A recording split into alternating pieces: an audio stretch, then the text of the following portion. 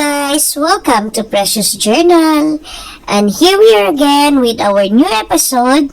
And hope guys that you will enjoy watching. Thank you!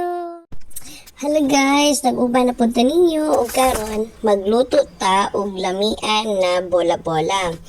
Actually guys, kani siya is biglaan lang ni siya out of nowhere nakaisip magbola-bola na lang kaya ta. This is for our dinner. So guys, nakita na ninyo ang ingredients kay wala gyud ako siya napakita sa inyo isa-isa guys. Actually, ang naalan diri sa amo ang grinder or tawag ani or mixer, electric mixer is syempre ang buong karne sa baboy nga among ni-chop. Na siya onion, garlic, cornstarch, egg, unsa pa ba? Naa siya kanang asin, of course, pampalasa. And lastly is ang ato ang black pepper na powder.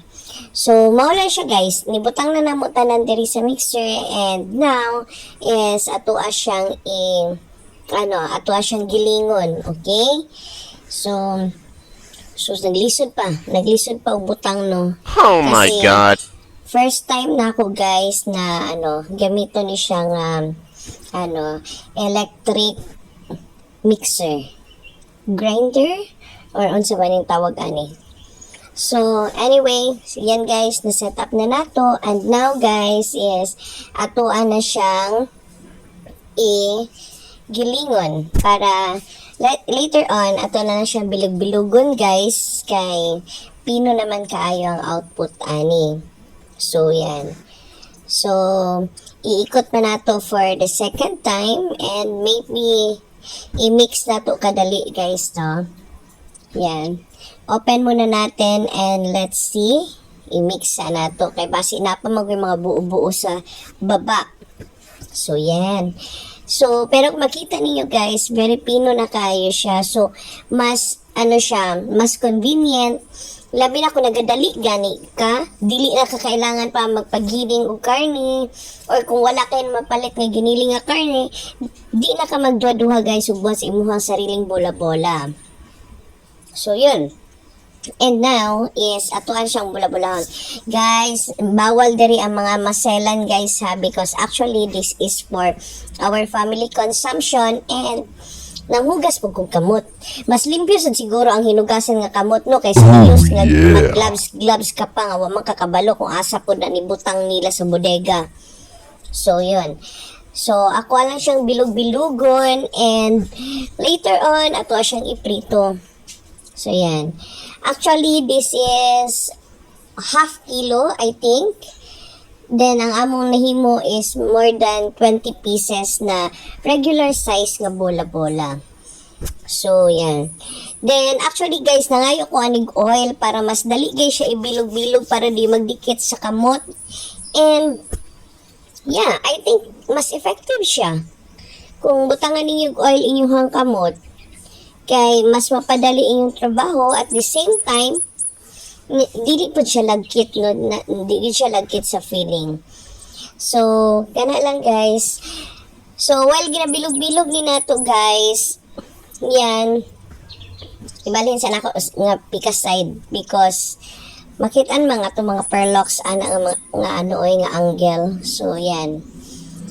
So while ginabilog-bilog nato guys, kamusta naman mo? It's been a while. Dugay-dugay na po guys no nga kanang wala ko naka-vlog about cooking, about food because wala na jud ko'y time guys. And you know naman, Sunday lang yun ang ako pinaka-vacation, ako pinaka-day off and because one day lang ang vacation kaya most of the time tulog ang girl. So, here na guys, tapos na ako ibilog tanan guys. So, i-count ninyo that is more than 20 pieces na regular size nga circle. And now guys, is magprito na ta. Oo. Guys, limpyo na among kaldero na alang yun siya mga signs of use and syempre nag-age na ang ato ang kaldero guys. Kaya kung makita ninyo na mga mga black spots, but that is clean guys. Totally no, dili man po siguro may mga guys nga hugaw mo kaldero nga nilutuan, especially the oil. So yan guys, prito na ta. Nidaghan jud na ako ani ang guys, ang mantika, because the only way for me to identify na luto na siya is when the bola-bola floats na. So, maura din ako ang guys, akong palatandaan. Sa baoy, bulol-bulol man tayo dito na side. Maura din ako palatandaan guys, na luto na ang akong bola-bola. So, nakita niyo guys, nag-float na siya. So, ibig sabihin guys, is, naluto na ang pinaka-inner sa atong bola-bola. Pero, syempre, naaman tayo ginaingon nga aesthetic na view, no? So, kailangan brown-brown. Pero, guys, actually, nakalimot jud me, guys, o picture nakakauna mi. That's all. Bye-bye. Thank you, guys, for watching. Please don't forget to share, like, comment, and subscribe. See you on my next upload, mga ka-journal. Thank you. Amping ang tanan. God bless.